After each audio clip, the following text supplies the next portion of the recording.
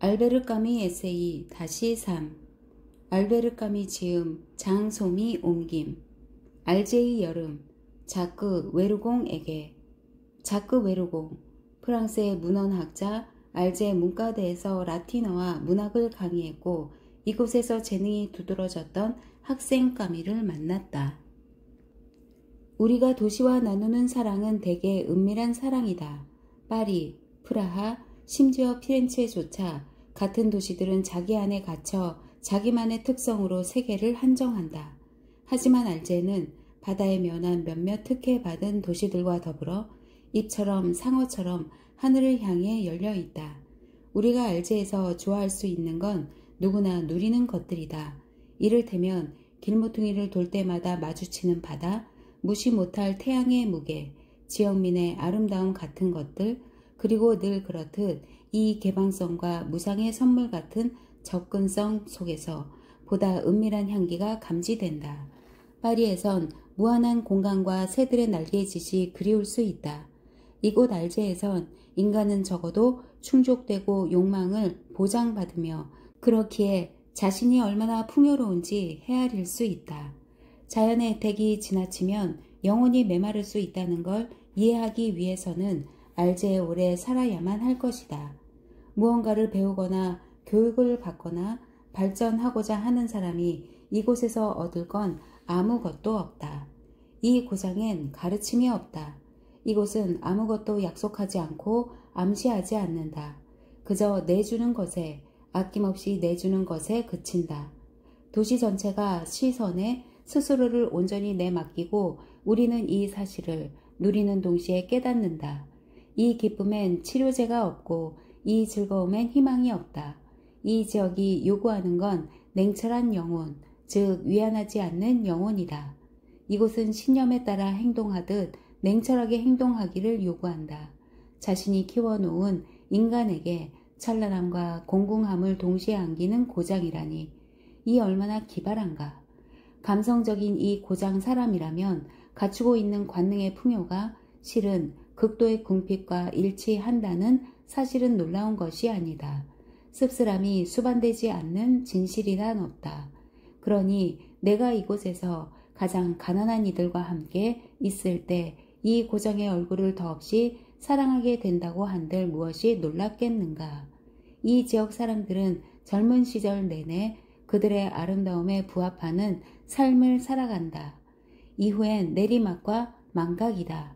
그들은 육체의 모든 걸 걸었지만 자신들이 실패하리라는 걸 알았다. 알제의 젊고 기운찬 사람들에겐 모든 것이 승리를 위한 구실이요 핑계가 된다.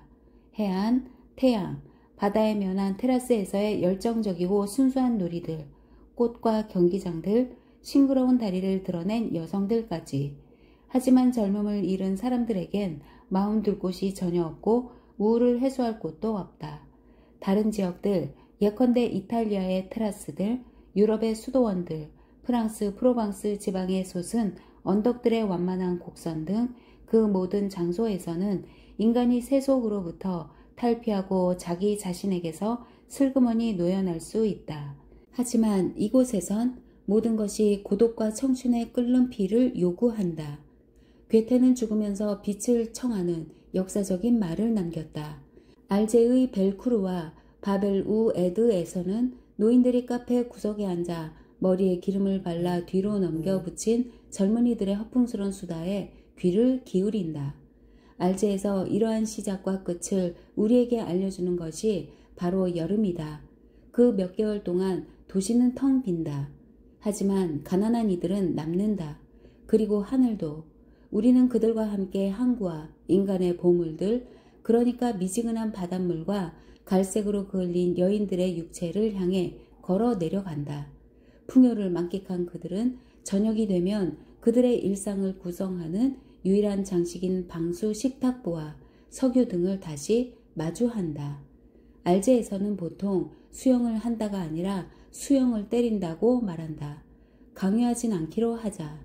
사람들은 항구에서 수영을 하다가 부표에 올라타 휴식한다. 혹여 이미 예쁜 여자가 올라탄 부표 근처를 지날라치면 친구들에게 외친다.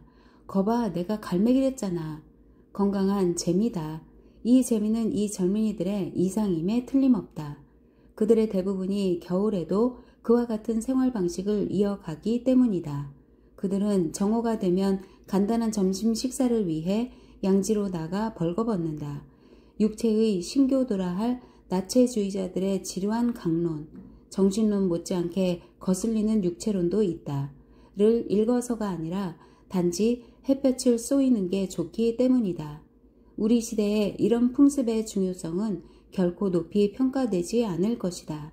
2000년 이래 처음으로 해변의 나체가 등장했다. 근 20세기 동안 인간은 고대 그리스의 대담성과 순수성을 점잖게 바로잡고 육체를 감추고 의상을 복잡화하는 데 매달렸다. 이제 그 역사를 초월하여 지중해 해변에서 달리기를 하는 저 젊은이들이 그리스 델로스 섬에서 경기를 펼쳤던 고대 육상 선수들의 찬란한 동작을 구현하고 있는 것이다. 그와 같이 육체들 가까이에서 육체로 먹고 살다 보면 육체도 그때그때 미묘하게 다른 뉘앙스가 있고 나름의 삶이 있으며 아무 말이나 무릅쓰자면 자신만의 철학이 있다는 걸 깨닫게 된다. 정신의 진화와 같이 육체의 진화도 고유의 역사, 기복, 발전, 결핍이 있는 법이다. 한 가지 뉘앙스만 이야기해보자. 바로 색깔을. 여름에 해수욕장에 가면 모든 피부가 흰색에서 황금색, 이어서 갈색, 마지막으로 육체가 가능한 변화의 한계치인 담배색으로 변하는 과정을 동시에 거친다는 것을 알 수 있다. 흰색 건물들이 큐브 쌓기 놀이처럼 다닥다닥 붙은 카스바 거리가 항구를 굽어본다. 바닷가에서 보면 이 아랍 도시의 눈부신 흰색 건물들을 배경으로 반 벌거숭이의 육체들이 구릿빛띠 장식을 그리며 굴러 내려온다. 8월이 깊어지고 태양빛이 강렬해짐에 따라 주택들의 흰색은 더욱 눈부시고 사람들의 피부는 더욱 짙은 열기를 머금는다. 그러니 태양과 계절에 조응하는 돌과 살의 대화에 어찌 동화되지 않을 수 있겠는가. 오전엔 내내 바닷물에 첨벙 뛰어들어 솟구치는 물기둥 속에서 웃음꽃을 활짝 피운다거나 노를 크게 저어 화물선들, 그 중에 노르웨이에서 온 화물선들은 목재 향을 풍기고 독일에서 온 것들은 기름 냄새를 훅 끼치고 인근 해안을 도는 것들은 포도주와 오래된 술통 냄새를 풍겼다. 주위를 빙 돈다. 태양이 온 하늘에 범람하는 시간이 되면 갈색 육체들을 실은 오렌지색 카누가 전력 질주하여 우리를 해안에 다시 데려다 놓는다. 과일색 날개가 달린 두 개의 노가 박자에 맞춰 움직이다가 돌연 정지하는가 싶더니 이내 항구에 설치된 독에 잔잔한 물 위로 한참을 미끄러져 들어간다. 그 순간 내가 매끄러운 물을 가로질러 신들의 갈색 화물을 운반하고 있고 알고 보니 이 화물이 내 형제들이었다는 사실을 어찌 확신하지 않을 수 있겠는가. 하지만 도시의 반대편에선 여름이 이와는 대조적인 또 다른 풍요를 이미 건네고 있다. 그러니까 침묵과 권태 말이다. 그 침묵은 그늘에서 비롯된 것인지 태양에서 비롯된 것인지에 따라 급이 다르다. 우선 시청 광장의 감도는 정오의 침묵이 있다. 광장 가장자리를 따라 뻗은 나무 그늘에서 아랍인들이 오렌지 꽃향, 아이스, 레모네이드를 오수에 판매한다. 시원해요, 시원해. 그들의 외침이 횡댕그렁한 광장을 가로지른다. 그들의 외침 이후엔 태양 아래로 침묵이 다시 내려앉는다. 상인의 음료통 속에서 얼음이 뒤집히며 딸그닥 거리는 가느다란 소리까지 들린다. 다음으로 낮잠 시간의 침묵이다. 마린 거리에 불결한 미용실 앞에 서 있자면 속이 빈 갈대 줄기로 엮은 가리개 뒤에서 리드미컬하게 붕붕거리는 파리떼 소리로 그 침묵이 헤아려진다. 다른 곳 카스바 거리의 무어인 카페에는 몸에 깃든 침묵이 있다. 그 몸은 이 장소를 벗어나지도 못하고 찻잔을 놓지도 못하며 자신의 맥박 소리만 울리는 가운데 시간을 되찾지도 못한다. 하지만 그 모든 것 위에 여름밤의 침묵이 있다. 하루가 밤으로 뒤바뀌는 그 짧은 순간들은 얼마나 많은 비밀스러운 신호와 부름으로 가득하기에 내 안의 알제가 이렇게까지 그 순간들과 이어진 것일까. 이 도시와 얼마간 멀리 떨어질 때면 나는 이곳의 석양을 행복의 약속처럼 떠올린다. 도시를 굽어보는 언덕 위엔 유향나무와 올리브 나무들 사이로 길들이 나 있다. 이제 내 마음이 향하는 곳은 바로 그곳이다. 나는 그곳에서 초록색 지평선 위로 검은 새떼가 날아오르는 광경을 그려본다. 돌연 태양이 자취를 감춘 하늘에서 무언가가 느슨해진다. 한 무리의 붉은 구름이 기지개를 켜다가 끝내 대기 속에 섞여 흩어진다. 곧바로 첫 별이 모습을 드러낸다.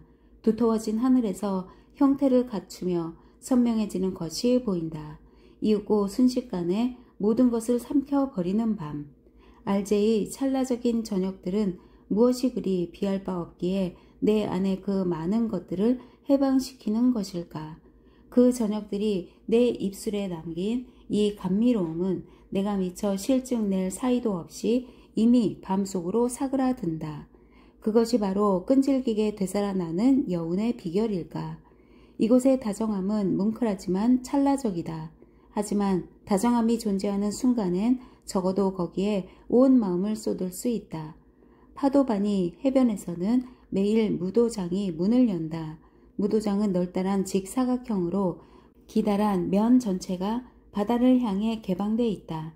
그곳에서 이 지역의 가난한 청춘들은 해가 저물도록 춤을 춘다. 나는 종종 그곳에서 특별한 순간을 기다렸다. 무도장은 낮 동안은 비스듬한 목재 차양으로 가려졌다가 해가 물러가면 차양이 걷히곤 했다. 그러면 홀 안이 하늘과 바다라는 이중의 보호막에 쌓여 기이한 초록빛으로 가득 찬다. 창문에서 멀리 떨어져 앉으면 오직 하늘만이 보이고 차례로 지나가는 춤추는 사람들의 얼굴은 까만 그림자일 뿐이다. 때로 왈츠곡이 연주되는데 그럴 때면 검은 실루엣들이 추궁기의 회전판에 고정시켜 세운 검은 그림자 인형처럼 초록색을 배경으로 끊임없이 회전한다. 이윽고 순식간에 밤이 찾아들고 그와 더불어 조명이 켜진다. 그 미묘한 순간에 내가 느낀 감명과 신비를 아무리 애써도 형용할 길이 없다.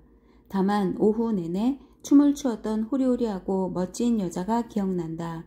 여자는 몸에 붙는 파란색 드레스에 지스민꽃 목걸이를 둘렀는데 드레스 허리부터 다리까지 땀으로 젖어 있었다. 그녀는 춤을 추며 깔깔거리는가 하면 고개를 뒤로 젖혔고 테이블들 곁을 지나며 꽃향기와 살내음이 뒤섞인 냄새를 남겼다. 저녁이 되자 파트너에게 밀착된 여자의 몸이 더는 보이지 않았지만 하얀 제스민과 검은 머리칼이 번갈아 만드는 점들이 하늘을 배경으로 회전했다. 여자가 부푼 목을 뒤로 젖히면 여자의 웃음소리가 들리며 돌연 몸을 숙이는 남자 파트너의 옆모습이 보였다. 내가 순수에 대해 품은 생각은 그와 같은 저녁들에 빚진 것이다. 나는 격정을 머금은 그 존재들을 그들의 욕망이 회오리 치는 하늘과 더는 분리해서 생각하지 말아야 한다는 것을 깨우친다.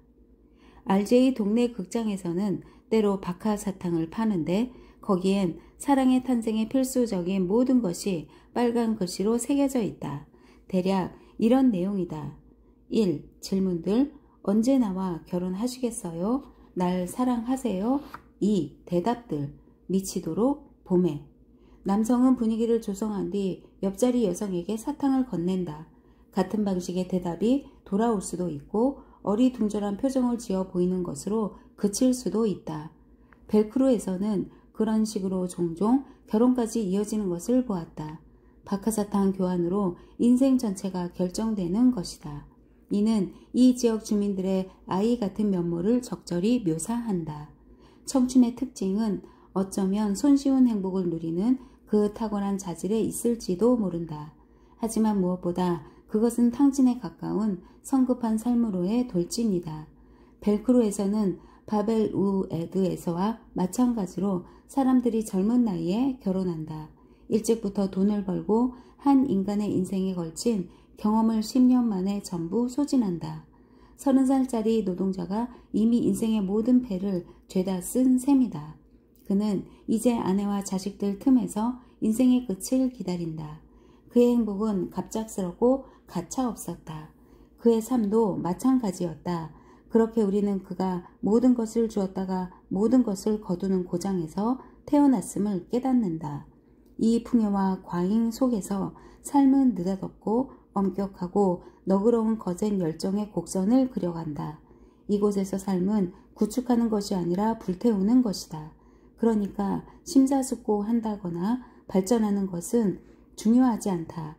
예컨대 지옥의 개념은 이곳에선 애교스런 농담일 뿐이다. 그런 종류의 상상력은 도덕군자들에게나 허용될 뿐이다. 확신컨대 도덕이란 알제리 전역에서 무의미한 단어일 것이다.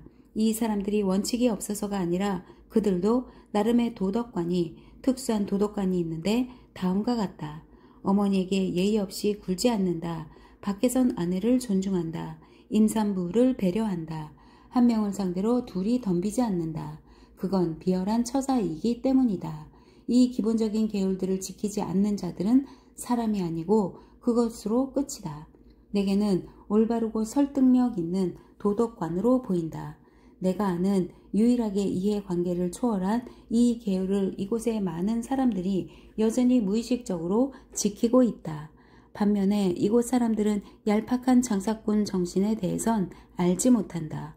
나는 경찰들에게 붙잡혀 끌려가는 사람을 측은해하는 표정을 주변에서 심심치 않게 보아왔다. 그가 도둑질을 했는지 존속 살해범인지 아니면 그저 반항적인 사람인지 알기도 전에 사람들은 불쌍해라 라고 탄식하거나 어렴풋한 경탄을 담아 저런 사람이야말로 진정한 해적이지 라는 말을 늘어놓는다. 자부심과 삶을 위해 태어난 국민이 있다. 그들은 권태에 대처하는 더없이 독특한 자질을 키워왔다. 죽음을 가장 혐오스럽게 느끼는 것도 바로 그들이다. 감각적 쾌감을 제외하면 이 나라 사람들의 오락은 형편없는 수준이다. 쇠공놀이 모임과 친목 도모 회식, 입장료 3프랑짜리 극장, 마을 축제, 30년 전부터 30살이 넘은 사람들의 오락으로 이것들이면 충분했다. 알제이 일요일은 가장 음울한 날들에 속한다. 고매한 정신을 함양하지 않은 이 나라 국민들이 삶의 뿌리 깊은 공포를 신화와 전설의 옷으로 덮는 법을 어찌 알 수 있겠는가. 이곳에선 죽음과 관련된 모든 것이 우스꽝스럽고 추악하다. 종교도 없고 우상도 없는 이 나라 국민은 군중 속에서 살다가 혼자서 죽음을 맞는다. 세상에서 가장 아름다운 장소를 마주하고 있음에도 불이 대로의 공동묘지보다 더 음산한 곳을 나는 알지 못한다. 암흑천지 속에 한데 모인 악취미 무더기가 죽음이 민낯을 드러내는 이 장소의 참혹한 슬픔을 드러낸다. 모든 것은 지나가고 추억만이 남는다. 하트 형태의 묘비병들이 전하는 말이다. 그 모든 것이 우리를 사랑했던 사람들이 우리에게 값싸게 남발했던 부질없는 영원성을 강조하고 있다. 모든 절망감에도 똑같은 문장들이 적용된다. 그 문장들은 망자를 향해 2인칭으로 이야기된다. 우리의 추억으로 널 잊지 않을 거야. 기껏해야 시커멓게 썩은 물에 지나지 않는 것에 육체와 욕망을 들씌우려는 을씨년스러운 눈가림이라니. 대리석에 꽃과 새들을 어처구니 없으리만치 과잉으로 새겨 넣은 다른 곳의 무덤엔 이런 무모한 맹세가 쓰여 있다. 내 무덤에는 절대 꽃이 떨어질 날이 없을 거야. 하지만 우리는 곧바로 안심한다. 금박을 입힌 석고 꽃다발이 묘비명을 둘러싸고 있다. 이거야말로 산자들의 시간을 절약하는 경제적인 방식. 이 불멸의 망자들이 요란한 이름을 갖게 된 것은 아직 살아서 전차를 타고 다니는 사람들 덕분이기에 아닌가. 우리가 몸 담은 시대와 발맞추어야 하는 바 때로 전통적인 꾀꼬리 장식 대신 생뚱맞은 비행기 장식이 놓인 무덤도 있다. 구슬로 만든 비행기의 조정석엔 얼빠진 표정의 천사가 앉아있는데 논리 따위는 아랑곳하지 않는다는 듯 등에 훌륭한 날개 한 쌍을 달고 있다. 그럼에도 죽음에 관한 이 이미지들을 삶과 절대 떼어놓고 생각할 수 없다는 것을 어떻게 설명해야 할까? 이곳에서는 여러 가지들이 밀접하게 연관되어 있다. 알제의 장의사들이 제일 즐기는 농담은 빈 장의차를 타고 가다가 길에서 마주치는 젊고 예쁜 여성들에게 이렇게 소리치는 것이다. 태워줄까 이쁘니? 비록 거북한 장난일지라도 그것에서 어떤 상징을 발견하는 데는 아무 지장이 없다.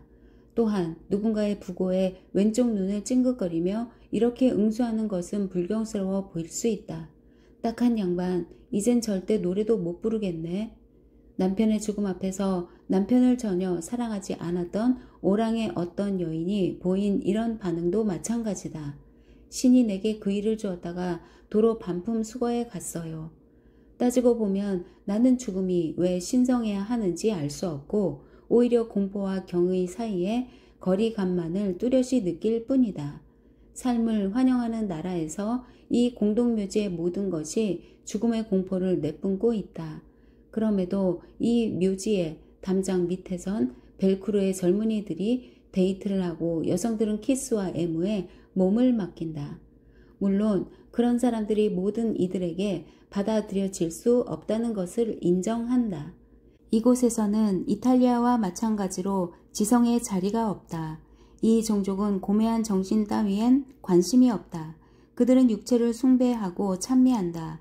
육체에서 힘과 순박한 냉소주의와 엄격하게 심판받아 마땅한 유치한 허영을 길어 올린다. 그들의 정신 상태, 그러니까 그들의 세상에 대한 시각과 세상을 살아가는 방식은 보통 비난의 대상이 된다. 사실 어느 정도 강렬하고 밀도 높은 삶에는 부당함이 수반되기 마련이다. 여기 이 국민들은 과거도 전통도 없으나 그렇다고 시도 없는 것은 아니다. 내가 가치를 잘 아는 그 시는 거칠고 관능적이며 부드러움과는 거리가 멀다. 그들의 부드러운 하늘과도 거리가 먼 그 시는 사실 나를 유일하게 감동시키고 집중하게 하는 시이다.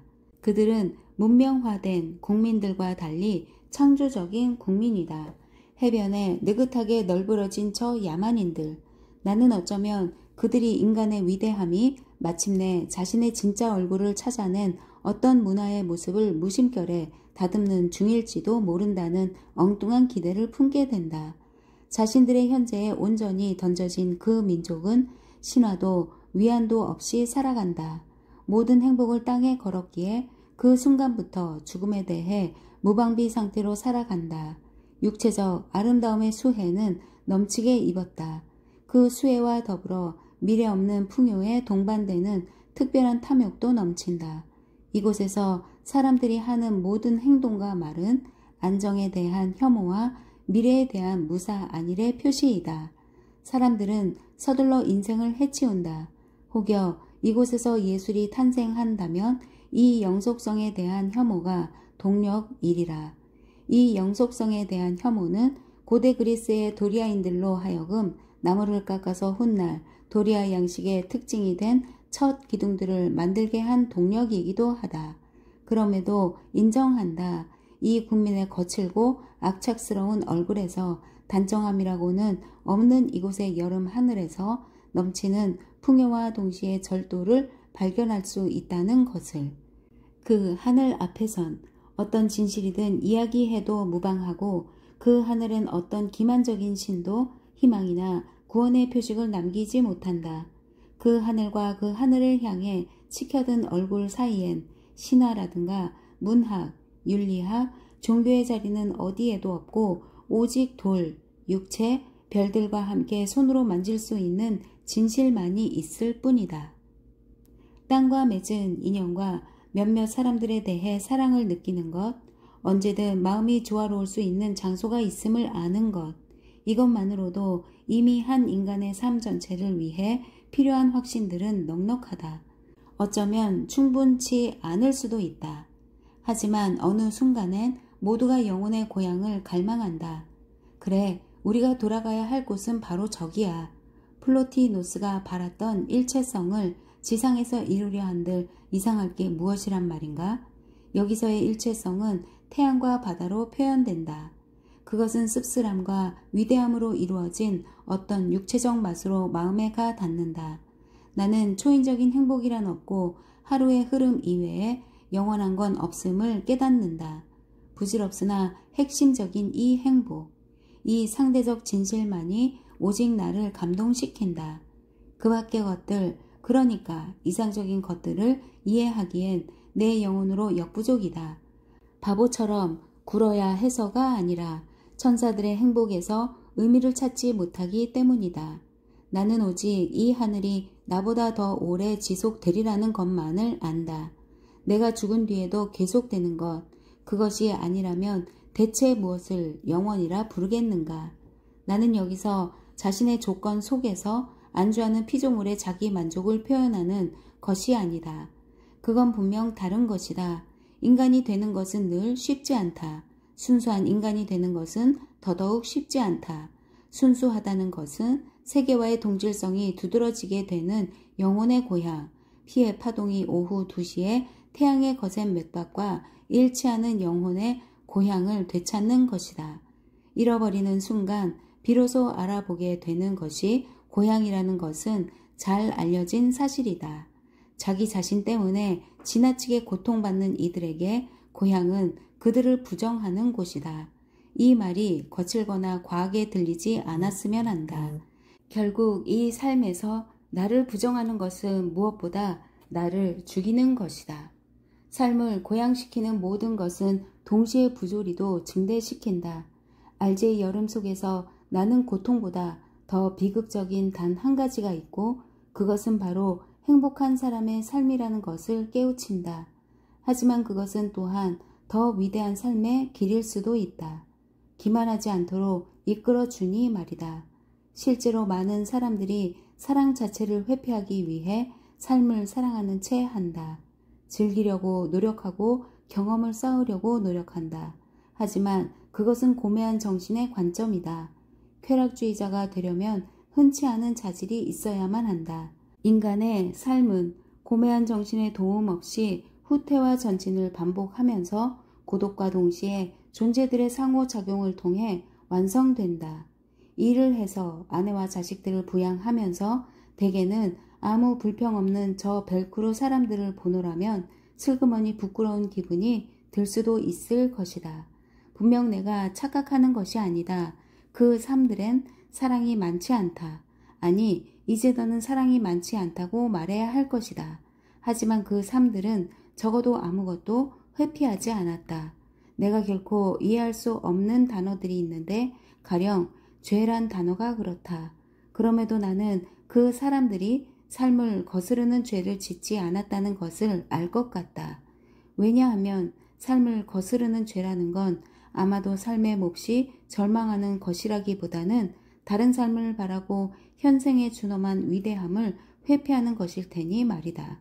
그 사람들은 속임수를 쓰지 않았다. 그들은 여름의 신들이다. 20살의 그들은 삶에 대한 열정으로 여름의 신이었고 모든 희망을 잃은 지금도 여전히 여름의 신이다. 나는 그들 중 2사람이 죽는 것을 보았다.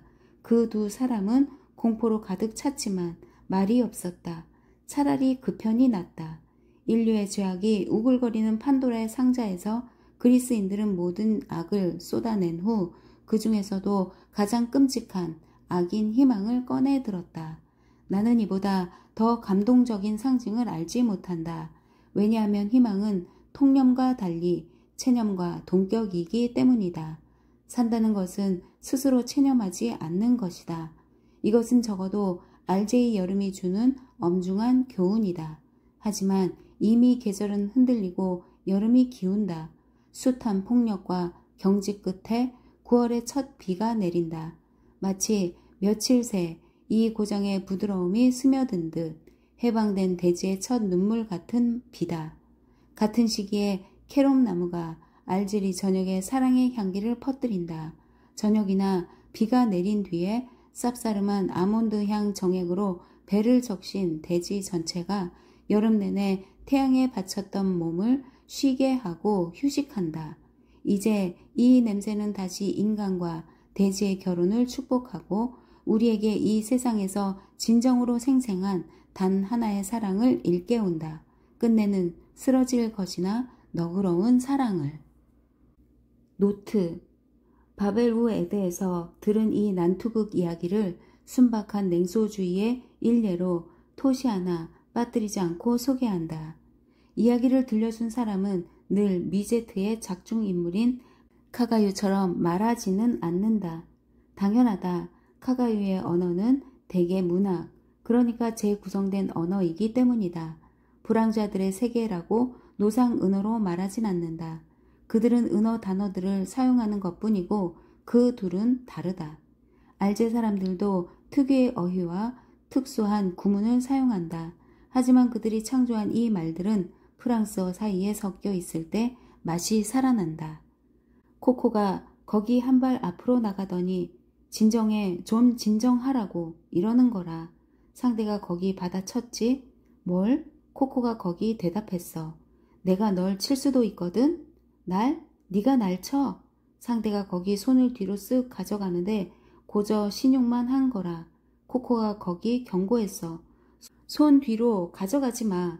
안 그랬다가 내가 먼저 바로 635 구경총 맛을 보여줄라니까. 거기 그걸로 안 끝나? 어림없지. 그러고도 어쨌든 처맞는 건 또 처맞는 거야.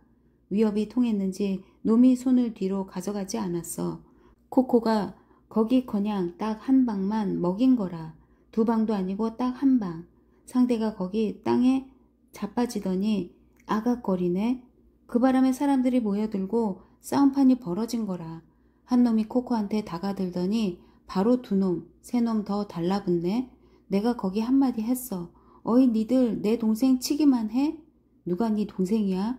친동생은 아니라도 친동생이나 마찬가지거든? 그러면서 내가 냅다 한 방 먹였어. 코코도 거기 달려들어 한 방 날리고 나도 날리고 류시앵도 날렸지. 나도 한 방 먹고 박치기로도 먹고 퍽퍽. 거기 경찰들이 왔어. 우리한테 그 뭐야 쇠고랑을 채우는 거라. 어떻게 낯이 뜨듯한지. 그 꼴로 바벨로 애들을 죄에 휘젓고 다닌 거라. 그 뭐야 젠틀맨스 바 앞에 친구들이랑 여자애들이랑 쭉 나와 있네. 어떻게 낯이 뜨뜻한지. 거기 나중에 류시앵 아버지가 오더니 우리한테 이죽 거리는 거라. 잘들 했다.